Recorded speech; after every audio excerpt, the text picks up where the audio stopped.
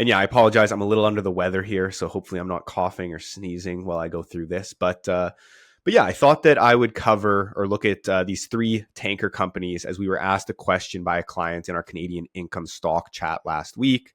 And the question was on Hafnia Limited, Cool Company, and Torm PLC. So first up, Hafnia Limited, or HAFN, on the New York Stock Exchange, currently trading at a price of about $7.31, a $3.8 billion market cap. And they own and operate oil product tankers in Bermuda. The company transports clean and dirty refined oil products, vegetable oil, and easy chemical to national and international customers. And the company owns and operates about 200 vessels. Next is Cool Company, or CLCO, on the New York Stock Exchange, currently trading at about $11.41 with a $625 million market cap. And they engage in the transportation of liquefied natural gas. The company owns a fleet of about 11 LNG carriers and manages 17 floating storage units for third parties. And last here, Torm PLC, or Torm, or TORM, on the NASDAQ, trading at about $32.18 and a $3.1 billion market cap. And they own and operate a fleet of 90 product tankers in the UK, and it operates in two operating segments, tanker and marine exhaust. The tanker segment transports refined oil products, while marine exhaust develops green marine equipment. Now, on this slide, we can see Cool Company in blue, which is down about 10% since March of 2023. The red line is Torm PLC, which is down about 4% since March of 2023. And the purple line is Hafnia, which is up about 1% since it went public on US exchanges in April of 2024. So really, it has been a bit of a flat year for all of these tankers.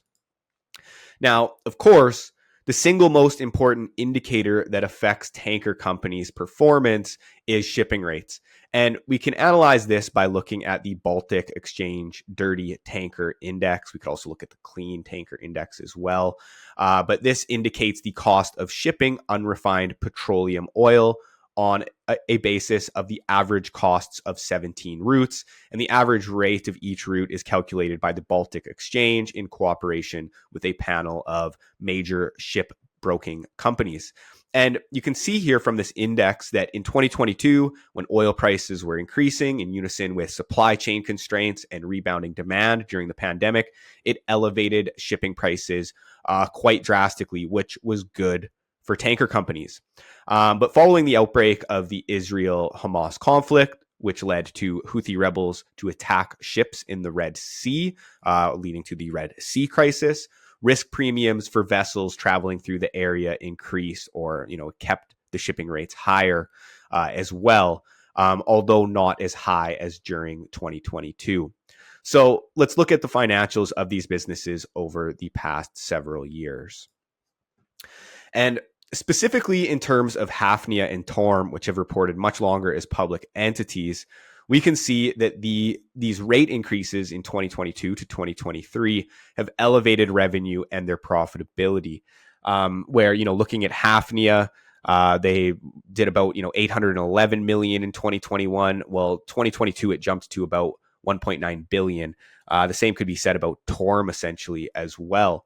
And of course, their profitability was also propelled as well.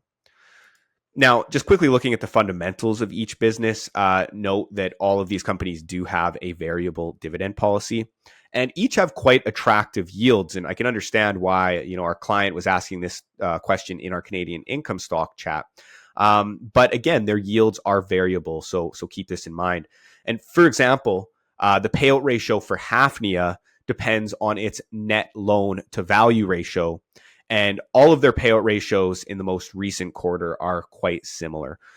So they look decent, in my opinion. Now, each trade with a relatively low price to earnings multiple, which is expected given these type of tanker businesses do not demand much of a multiple altogether. And they're pretty close to in line with their 5-year median price to earnings multiple. And just quickly looking at their balance sheets, Hafnia and Torm carry a much better balance sheet compared to Cool Company, with each having a net debt to EBITDA multiple of around 1 times, where Cool Companies is about 3.7 times. So to conclude, tankers can be quite cyclical, and the uncertainty of macroeconomic factors and how they impact the businesses generally keep us on the sidelines.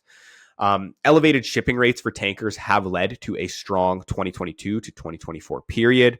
And this, of course, like I said, was from pandemic supply chain constraints and pent up demand in 2022. And then as well, coming into this year, the Red Sea crisis, as well as the Panama Canal drought. And directly from Hafnia's conference call, they indicate Hafnia operates in the very cyclical tanker segment, and growth is partly due to the Red Sea crisis, increasing shipping costs, droughts in the Panama Canal, and low diesel inventories in Europe, contributing to a strong second quarter with increased volumes on the water. So the $1 million question is, will the strong operating environment and shipping rates continue for these tankers? Well, in my opinion, I do not see them easing immediately. We're still seeing tensions in the Middle East. But if we do see tensions ease in the Red Sea and macro tailwinds ease, their financials can easily fall as fast as they rose, likely leading their share prices lower. But overall, their yields are attractive. Just keep in mind that they will fluctuate based on their earnings as they are variable. So yeah, that's my segment. So can you remind me with Cool Company, sorry, do they do like refrigerated shipping? Correct. Yeah, correct. Right. Okay. So they specialize in refrigerated shipping, and the others are like dry bulk. This is correct. Yes. Or cargo shipping. Okay. So Yeah. it's interesting because it would be interesting to know. I mean, the numbers in terms of a balance sheet look very different. Mm-hmm. It'd be interesting to know if there's like some type of a different dynamic in terms of the volatility of shipping prices for specialized cargo, like refrigerated cargo. No, that is a great point, because like even before, like I was looking at like actual just like shipping containers, but again we're dealing with like different animals here when we're dealing with these like shipping crude and like you said, liquefied natural gas, which has to be cooled.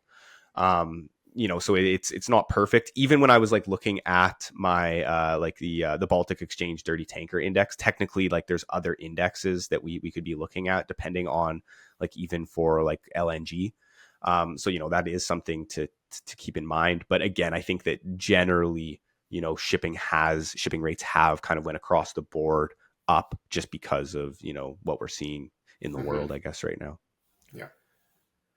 And I would say when you are seeing the reason why they are getting a higher return is because they are accepting higher risk at that point, whether it's they may be paying higher insurance, but they also risk whether it's a drought in the Panama, if they have to take a very long route around the continent, or if they just have to wait and they can be waiting there for weeks or at a time if there's a significant delay. And you saw that with the Evergreen delay in the Suez Canal a few years ago when all the ships just effectively had to wait 2 years or go around the Horn of Africa or back around the Cape. But yeah, exactly. You need to accept that risk, and that's the risk of the business. And that's why you get these 15-20% dividend yields, because they pay out all their cash, and that's what you're getting in return for accepting that high risk. Like even like I was reading, I believe it was a Forbes article, but they were looking at just like, the 2022 kind of supply chain crisis, where typically it was about a half a day a tanker or a cargo ship would be at a port. Well, that like raised to like, I'm pretty sure on average 16 days that cargo ship would end up being in the port. So it was just, it was a crazy time. And again, if we see all of a sudden that normalize, well, I would assume that, these share prices come down with their financials. But again, it's, there's lots of macro variables at play here, which, is just who knows what will happen.